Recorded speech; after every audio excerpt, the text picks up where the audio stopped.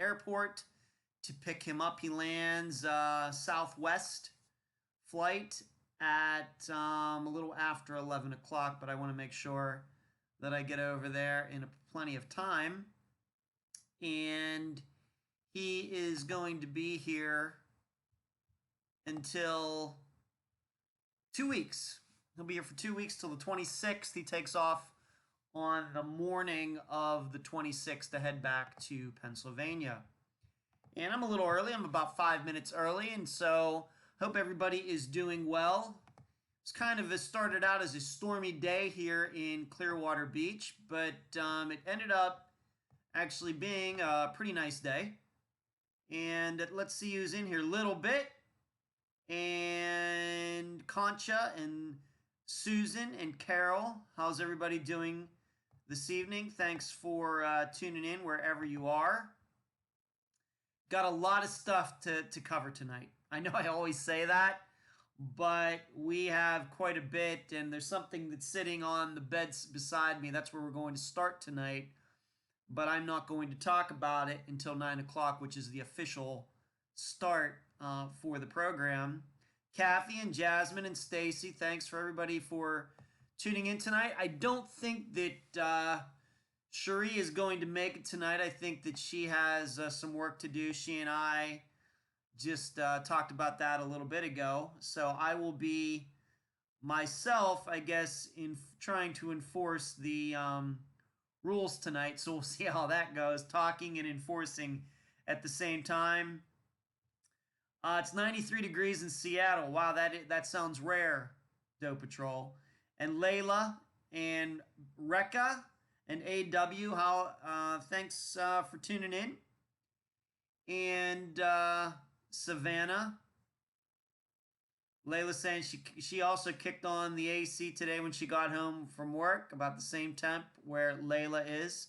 And LaFord, you moved into your new place, LaFord. How did that move go? Having just moved a month ago, I'm wondering how that went for you. I hope it went well. Mine, I think, went as well as it could have.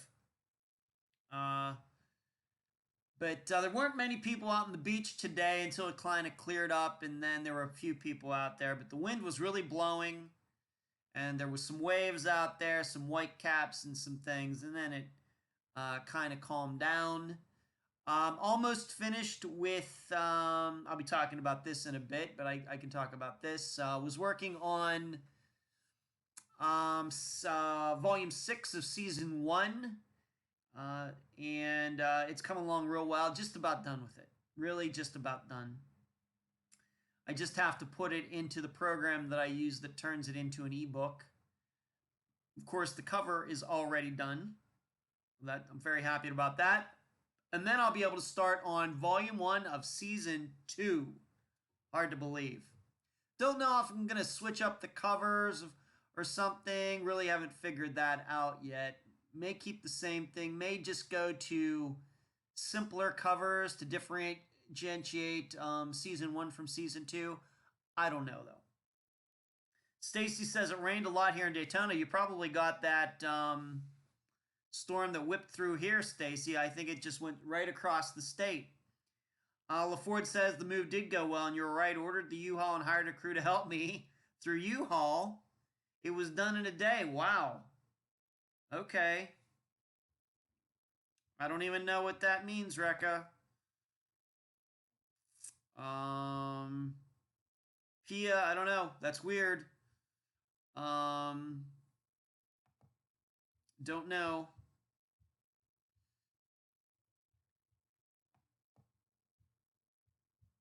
Don't know what that is. And so there you go. Almost time to start. And like I said, the first thing we're going to talk about, and you will see it in a second, is what is sitting on the bed beside me. But I've got a lot of things to talk about. But I'm happy Stacy and everybody here, everybody tuning in tonight. And when it gets to be 9 o'clock, we will get this started. Like I said, I always like to get in here a little early to make sure that everything is working appropriately and properly, and nothing is freezing up or anything like that. How fun doing surveillance and listening to the live show. You're doing surveillance, Amanda? I see. Okay. I don't know if we want to know more about that or not, Amanda. It sounds interesting, but if you can't say, you can't say. I totally understand that. Okay, so it's 9 o'clock.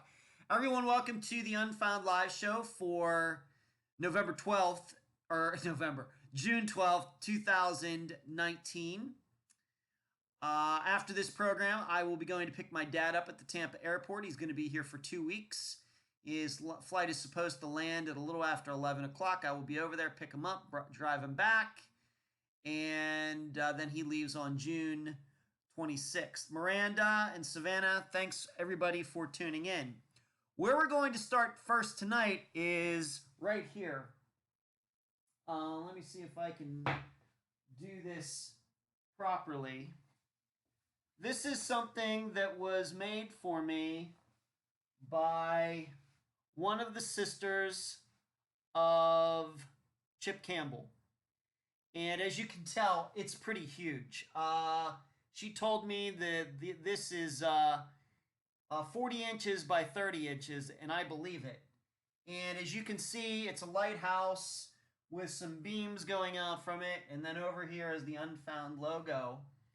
And it's really, I mean, I don't know. I don't think, of course, the internet and my camera on my laptop does it justice. But it's like way nice. And the sister that made it was Laura. And Chip actually has 4 sisters. And I got to meet all of them this past weekend up in Palm Harbor at the Sweet Tomatoes. We had a good time. And they presented this to me in the restaurant. So all these other people were staring and wondering what's the heck's going on and everything. But it is really, really nice. And this is taking the place of my AC/DC Back in Black poster that was over there on that wall. And this is now going to be over there, so you will be able to see it, except that right now the lighting in this room is not very good. Over there, you can't really see the details. So I wanted to bring this over here and show all of you. And I moved the AC/DC Back in Black poster to my room, and I put it above the TV. There's also a message on the back of it that I will read. Hopefully you can hear me. I will read it to you. Dear Ed, let me prop this up. Dear Ed, we want to extend our deepest gratitude for your efforts to find our youngest brother, Chip Michael Campbell. Your perseverance and dedication to our brother's case and so many more has been a beacon of hope. And that's what the title, if you can see up here, says Beacon of Hope. And then they all wrote their names over on the side. They wrote that on the side of the picture on the back. And it was just really, really, of course, very unexpected and so nice. And I could not thank them enough. So I'm going to go hang it on the wall. You can watch me hang it on the wall. And then we will continue with the program. So there you go.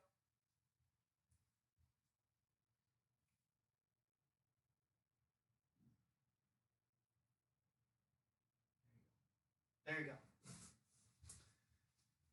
So there you go. Yeah, Miranda, yes, it is amazing. It's really, really nice. And I posted in the group, took some pictures of it, of me receiving it with all of his sisters there. So if you haven't seen it yet, the pictures are in the group on Facebook or on the Unfound podcast page.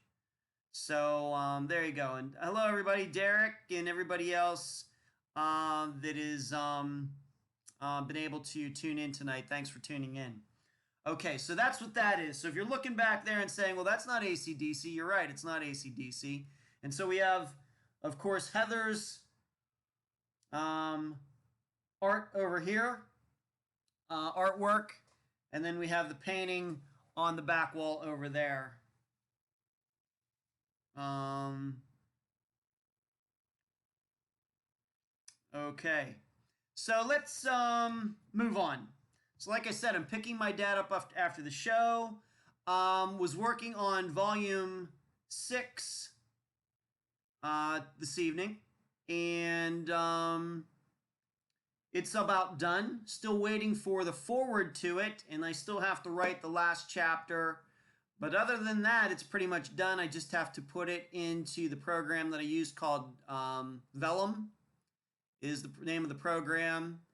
And once that is done, the book will be about done, because once again, the artwork for the cover and everything has been completed. So there's that. Really looking forward to getting that done, and then moving on to season 2, which will start with the disappearance of Kent Jacobs. There's actually some, I can't talk about it, but there's some things actually going on in Kent Jacobs' case right now, but I can't talk about it, unfortunately.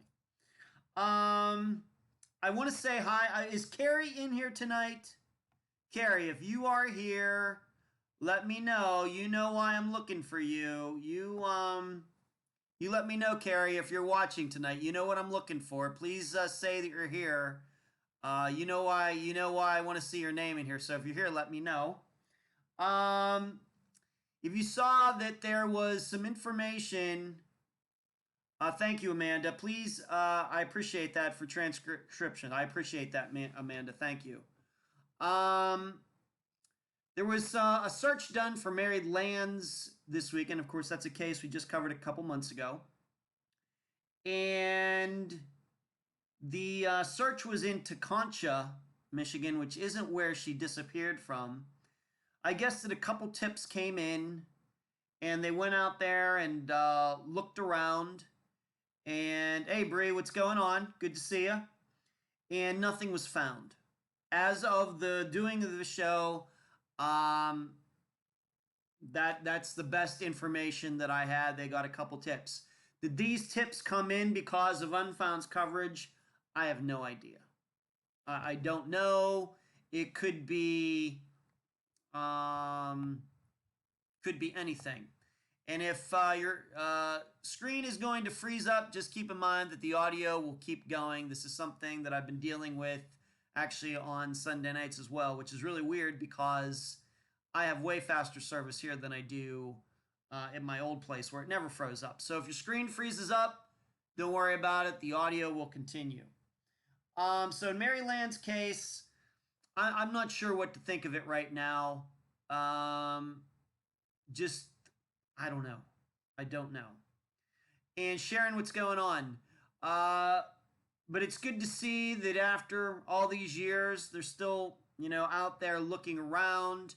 I did talk to the woman who's been covering it, especially since the beginning. I talked about her during the episode of my summation after the interview in Mary Land's case. I talked to her, and she didn't have a very good feel for what was going on. I would say she feels kind of like me, that maybe they're not going to really find anything. But I thought that I better talk about it. I know I posted something about it in the group, and but it just doesn't seem. They searched for 2 days, and here we are on Wednesday, and I haven't heard about anything coming from it. So there's that. The Austin Pivo poll in the group. Once again, I have to admit that I was a little surprised by the results. And a majority of you decided that you thought that something happened at the boss's house. And I have to admit, that's not what I'm thinking. So once again, the majority, and I guess, disagree. I can understand why a lot of people feel that way, especially since the phone call and who made it. And I see you, Derek. What's going on? As far as the phone call being a little bit up in the air and not knowing who he called, and then of course nobody's seeing him walk away from the building, nobody's seeing him getting picked up. I can see why you think that way. My problem is I just can't imagine what would have happened inside there that would have caused Austin to disappear. Especially since it was Austin's mother who knew the guy that had this business in the first place. So I don't know, but that was the result of the poll. I'm talking about Austin Pivo's case from this past Friday, Pamela. And the good thing that came out of it is that a couple people were able to track down this girl that we talked about during the episode that has a Facebook account, MII space MAJIK space STORII. It turns out that she has another Facebook account. And on that Facebook account, you know how they do like the pronunciation of your name, how your name's supposed to be pronunciated? It seems that her last name is Garcia, Garcia. At least that's what she wrote on that profile, not in the profile we talked about during the interview. The problem is that me looking into that last name, there is nobody with that last name who lived in the Fort Hall area that would be in her age range. There were older men and women with that last name. But this girl, of course, is around Austin's age, so early 20s. And I couldn't find any young women in the Fort Hall area that have that last name. So I don't know. Maybe she's lying. I don't know. So, we have to remember she is on the run. I guess the feds are looking for her for some reason. So we don't necessarily know her name yet, but just since last Friday, I think that some of the listeners have gotten a lot closer. And of course, Susan is following that, I know, in the group. Yeah, a little bit. Okay. And Carrie, we left early, but I'm kind of here. Well, is Bentley there, Carrie? Is your I think it's your grandson, right? Carrie, is your grandson watching with you this evening? That's why I want to know. Savannah is asking, why are comments disabled for most videos? I scan it's the family's choice or to avoid people passing judgments on the victims or their families. Just wondering. That's a very good question, Savannah, and I'll tell you why. Because on YouTube, anybody can comment at any time. And frankly, neither myself nor Cherie, who manages, of course, the production of both the show on Patreon and this show, she's not here tonight because she has a prior obligation. But we just don't have time to manage all the comments and that can come on YouTube. All right, that's just the way it is. And if I realize if somebody has a show that is a YouTube show, that it goes directly to YouTube, then they have more of an interest of managing comments and things. Whereas the YouTube stuff, the videos that I post to YouTube are not a core part of Unfound. Doing this show on YouTube is a core part of it. Me posting those, I post those to YouTube when I have time. Because what I have to do is I have to put the audio with video, and that takes time. And, there's so many trolls and everything else. I just don't feel like sitting there watching it and getting ready to delete every comment that arises that is going to be off topic or anything else. That's just the way it is. If people want to comment regarding any of the episodes of Unfound, they can go to Podomatic. They can come to the Facebook group and become a member. They can even do that on the Unfound podcast page. There's plenty of places to comment on it and talk to other people about the episode. I just don't have time to manage things on YouTube. All right? Because I know if I make the comments available and I don't monitor it, I've seen how things can go off the rails very quickly, and I'm not going to allow that to happen. So I just totally block it out. That's the reason. Um, no, little bit. He's going to be here after the show tonight. I have to go pick him up after my dad, after the program that I'm doing right now. Okay, Carrie, he is watching. All right, Bentley. Bentley, I see you out there in internet, YouTube land. Bentley, I just want to say a big hello. I think that I'm going to guess that you are Unfound's youngest fan. All right, so I want to say hi to Bentley. I'm waving at you, Bentley, right now. I hope you're having a nice night with your grandmother, Carrie. And I appreciate her, allowing you to watch the program. And she sent me a picture of you, I think earlier today or maybe yesterday, I forget. But you're a real cutie out there, Bentley. So I just want to say hello to you and thank you for watching. All right, Bentley. I hope you have a great time watching with your grandmother tonight. So there you go, Bentley. So there you go. A little bit says, Bentley, yes, he is with his mommy and they are watching too. Okay, great. The whole family's watching. Great. Love to hear it. Awesome. So in Austin Piva's case, getting back to his case, I guess I'm just a little surprised that that's the way a majority went. But I can understand it. I don't think it's crazy. That's not what I think.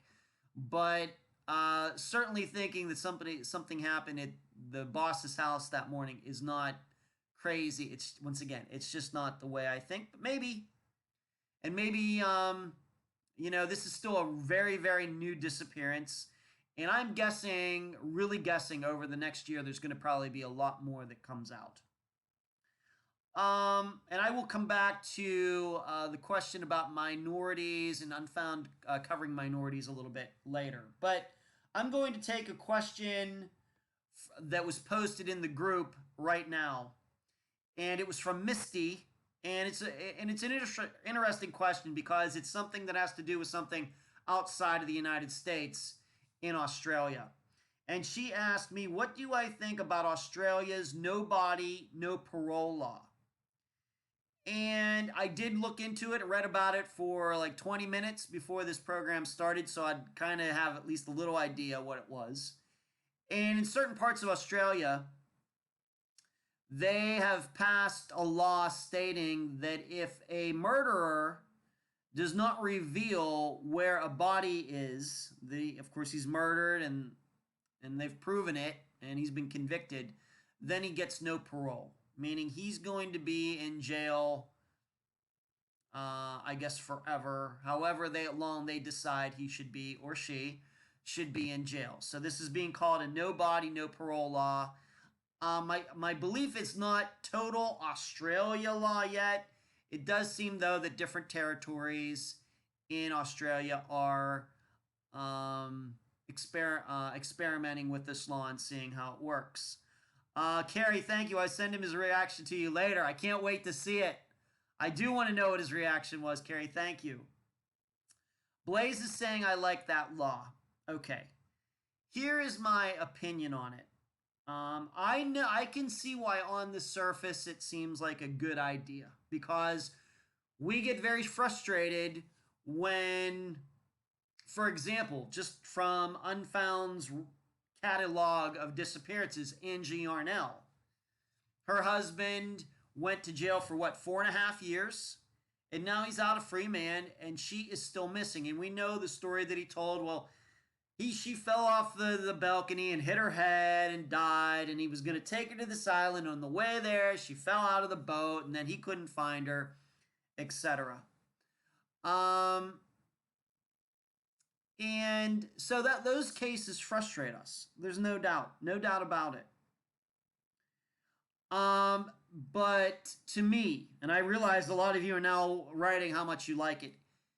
Here is my problem with it, is that I think that I realize that it's a law that feels good. But even in the articles that I read about it, at least in Australia, very, very few cases would even be affected by this law. And in fact, I was reading an article, news source from what's called the Northern Territory of Australia, where they haven't made this law yet. Even if they passed it, it would only affect one case. One case. So there's that. Now that's Australia. And we know, at least in the United States, we have more murders per 100,000 people than Australia does. Okay? So that's the first thing, that it probably is not going to affect as many cases as we perceive. All right? The other issue, though, is in passing the law, I think that the lawmakers misunderstand why convicted murderers do this in the first place. It's not about whether they're going to get out or not. In fact, I'm sure if we Googled cases right now, there are many murderers who have been offered reduced sentences, etc., to reveal where some of their bodies, people that they've killed or rumored to have killed, and they have rejected those offers, even though it means that they're going to be in jail for basically the rest of their lives. So if they're a guy that's 35 years old, he's going to be a 30-year sentence, and they say, well, you know, if you tell us where this one body is, we'll reduce it to 25 years or 20 years, something like that. And they still don't give up where the body is. That is very common. Okay, I realize that convicting people, at least in the United States, with no bodies is not easy. It's very difficult given our procedural law in the United States with the way we handle things here. But we have to remember, they are not giving up the location of remains because of something like having to do with their time in jail. The reason they don't give up the location of the remains is because it is a control issue. It's a psychological thing. It has nothing to do with whether they're going to be in jail 10 years or 20 years or 50 years and everything. It's about them winning. Okay? And what they think is, if they give up the location of a body, then they lose control and they lose. Okay? That's what it's about.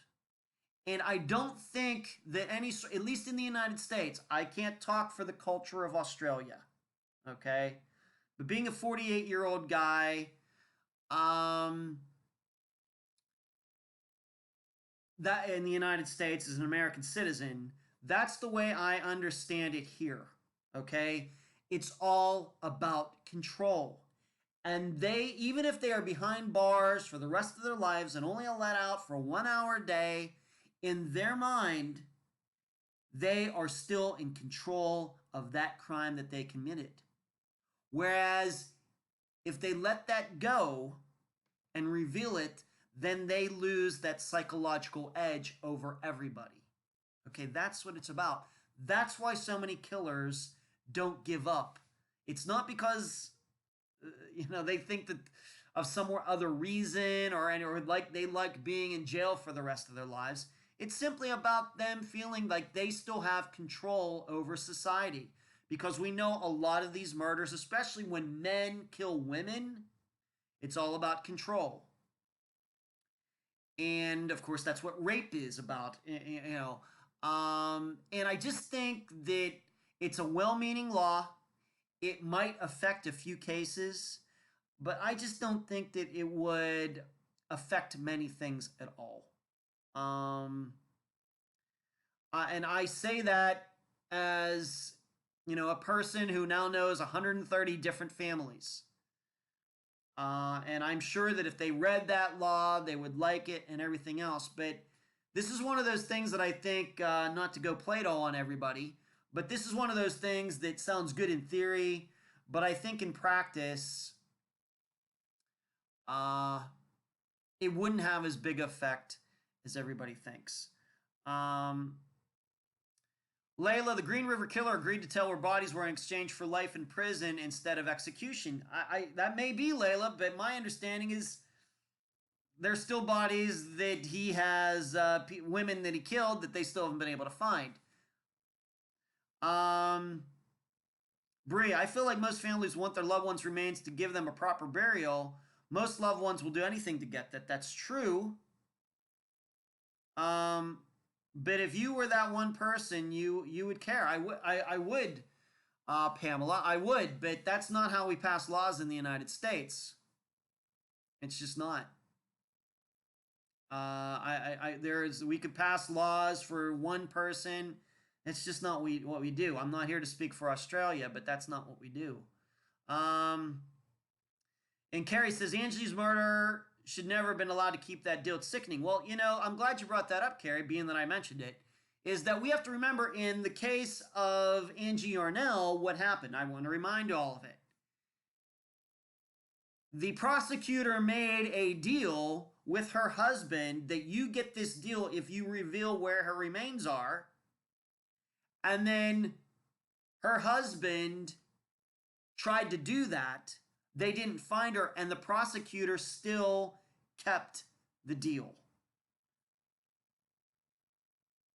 And that's not the law's fault. That's the prosecutor's fault. So, and then, oh, there's Cherie. Hello, Cherie. Okay, Cherie. Thanks for making it in tonight. Bree says, so that law can help a lot of families here, possibly. Bree, there's another part to this that I haven't even gotten into yet. Do we really remember what that means? Just remember this: that these are men or women, mostly men, who are going to be in jail for murdering somebody. They've been convicted, even though the body hasn't been found. And remember what parole means: that they're going to be walking around as free people at some sooner. Is that what we want? Do we want more murderers back on the street? Because that's what it would mean. Now, I realize that by doing that, somebody would benefit. Some family would benefit, like we just mentioned with Chip Campbell. Whoever, seemingly, and I think that the sisters think that Chip has been murdered, and I kind of believe that myself. No proof of that, but we believe that. They would benefit from it. But then Chip's murderer would be out sooner out of jail. Now, is that good for society? Is that good for a majority of people? Is that good for the law enforcement in the United States? Do we really want to let murderers out earlier than they should get out? See, this is a tough question. Because what happens if they get out and get on parole and go murder again? And I'm sure that, once again, the way we pass laws in the United States, usually, most of the time, minority groups, not people who are not minorities as in Asians or African Americans, but I mean when we go to the voting majority and the voting minority, that's what I mean. Usually the voting majority wins, although we do have protections in the United States to protect the voting minority. But this would be something that would adversely affect all of the people who don't have disappearances in their family. If they start thinking, well, if we do this, then that means murderers are going to get out sooner, whether it's a day sooner or 5 years sooner. And once again, that's my attitude. What happened here? I realize on the surface, but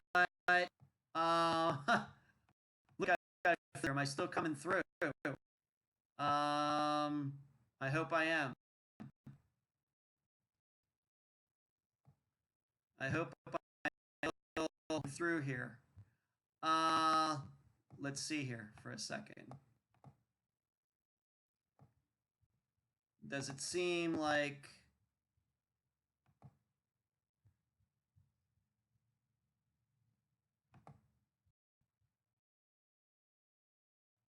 Man, having problems tonight. Okay. Can you hear me? Can you see me? Anything? Okay. All right, I kind of went out for a second. Is everybody still in here? Um, let me take a look at this for a second.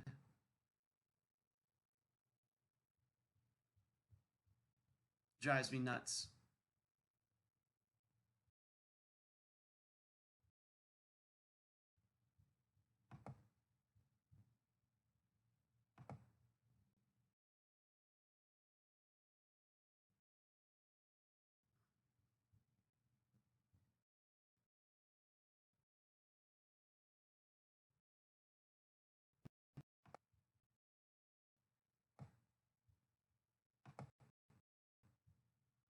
Why is this doing this? Honest to God.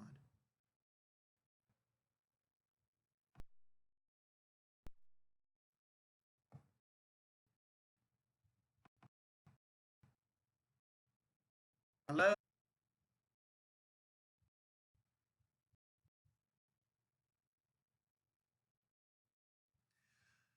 Oh my gosh.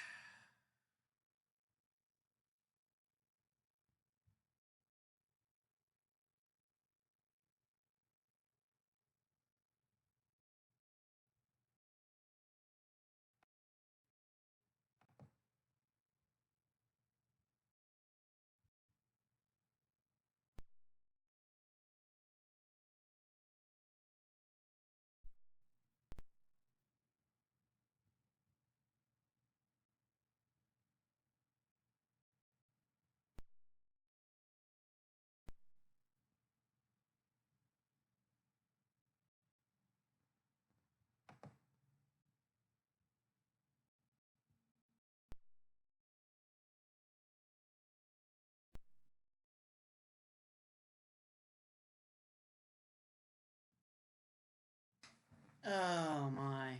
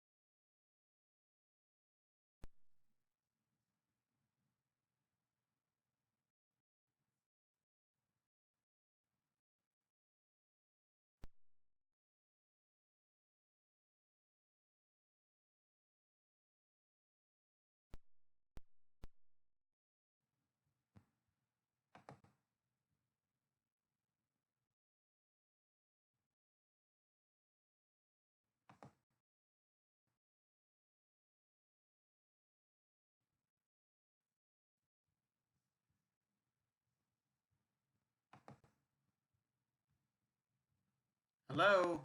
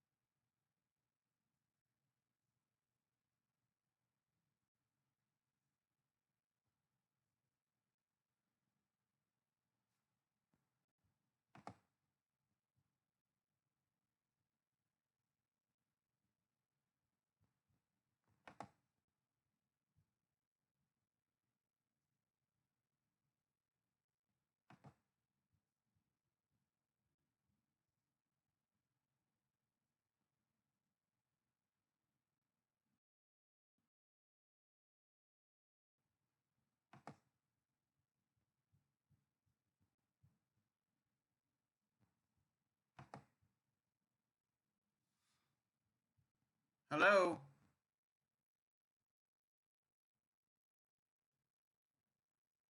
Man, is this slow.